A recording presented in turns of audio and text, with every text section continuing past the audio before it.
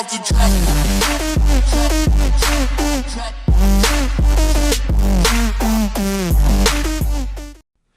Alright, good morning everybody, it's your boy Akin and welcome to today's vlogs. Got a lot of work for you guys today with many scout reports on players headed towards the 2017 NFL Draft.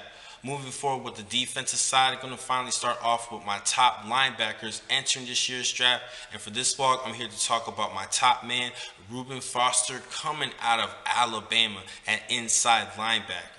Now remember this kid coming out of high school, in prep high school. He was actually one of the top players entering college football coming out of high school, and the top inside linebacker coming from Auburn, Alabama.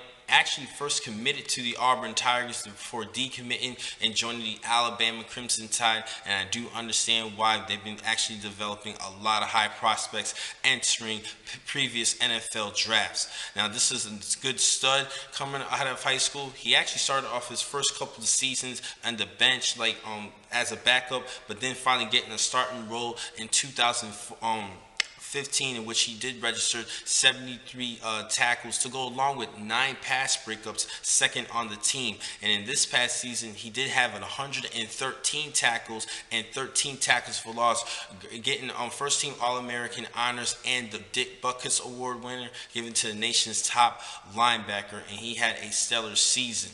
Now he wasn't the SEC Defensive Player of the Year. That actually belonged to Jonathan Allen, but respectively, Reuben Foster did well deserve the Butkus Award this past season, delivering some big, powerful hits this past year. Now, let's talk about his strengths and weaknesses. First, his strengths. He does have great broad shoulders at 6'1", 240 pounds, and I mentioned he can deliver the big hit, and he's definitely showed a lot of great showmanship this past season, being all over the field with a great aggressive attitude, an aggressive motor, delivering, like I said, some big hits. He can even cause some fumbles, and he was a missile on the field, which I did like most about him. And due to the fact that he had such an intimidating presence on the field, that actually was a huge advantage for the Alabama Crimson Tide defense, because it already set up a bad mindset against opposing offenses, which is a great thing. Now he is going to be entering the NFL, so it's most likely not going to be the same thing, but because of his presence on the field, he will be recognized and he will be on everybody's depth chart as far as scouting him when you play against him at the next level. I think this is a great athlete.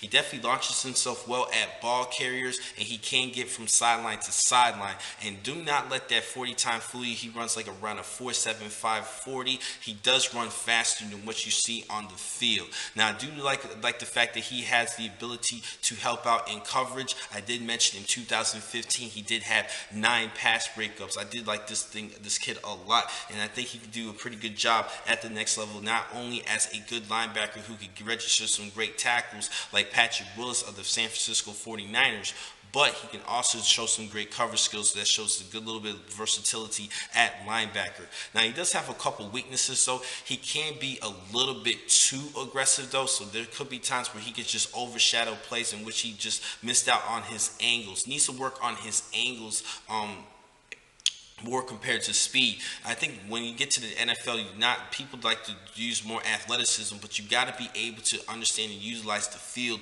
pretty well, and understanding how to use angles to get to ball carriers better, in making a good combination with speed. And I think he definitely has plenty of time to learn that at the next level. I see this kid has a lot of skills.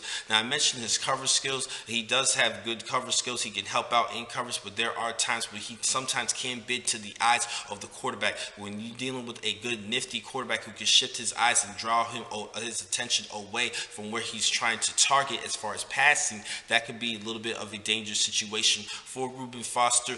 But I still think this is a pretty good player for you guys to watch. I do see him, I evaluating him as a first round pick. And I forgot to mention one last thing. One biggest concern is what happened at the scouting combine. Showed that he had a little bit too much of an ego, in which he kind of went to the doctors and it's pretty much was like telling them, do you know who you think do you know who I am, trying to show that he shouldn't really to be too much in evaluation, and because a lot of people were concerned with the minor injuries he did suffer in 2016, he kind of showed his butt a little bit too much at the scout combine with the doctors, and that's why he actually got kicked out. But I don't really think it's too big of a deal. I don't really think it messed up his draft status. I do still see him as a solid first-round pick. One team in particular that I am looking at is the Washington Redskins at pick number 17. They could use some help at linebacker, and he could be that guy to fill in that void.